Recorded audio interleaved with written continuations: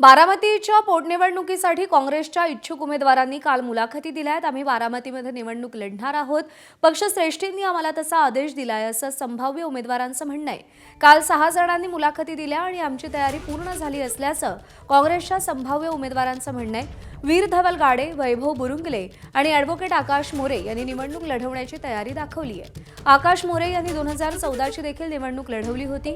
या संभाव्य उमेदवारांशी बातचीत केली आमचे प्रतिनिधी जयदीप भगत यांनी।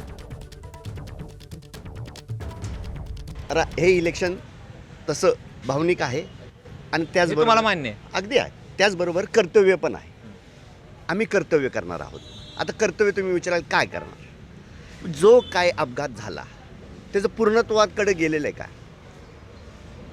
जो रोहित पवारांनी विषय उचलला, राहुल गांधींनी त्याला दुजोरा दिला आणि कर्नाटक सरकार राज्यामध्ये FIR होतो आणि आपण गप्प बसलो इथे बारामतीकर त्यांच्या घरातले लोक, याचा कुठं वाचा फुटणार आहे का? म्हणजे अजितदादा फक्त तालुक्याचे कोणाचे पती नव्हते, कोणाचे वडील नव्हते, ते सगळ्या बारामतीकरांचे एक प्रमुख होते।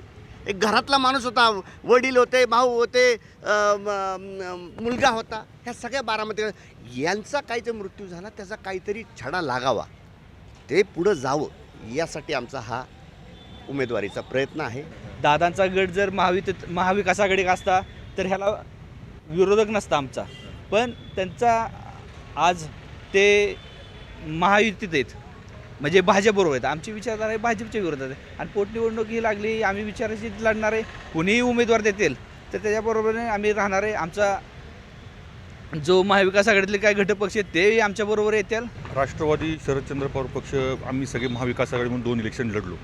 ज्यावेळेस एखादी भूमिका कुठल्याही त्यांची घ्यायची असते तर त्यांनी ती समविचारी घेऊन आमच्या सगळ्यांना विचारात घेऊन त्यांनी घ्यायला पाहिजे होती, ती त्यांनी परस्पर घेतली। तो त्यांचा वैयक्तिक प्रश्न आहे, ते त्यांचे वरिष्ठ नेते आमचे वरिष्ठ नेते चर्चा करतील, त्याचा विषय नाही। ही लढाई, इथली लढाई जी आहे ही स्वाभिमानी बारामतीकर विरुद्ध भाजप दबावमुक्त बारामती विषय करायचा आहे। ABP माझा, उघडा डोळे बघा नीट।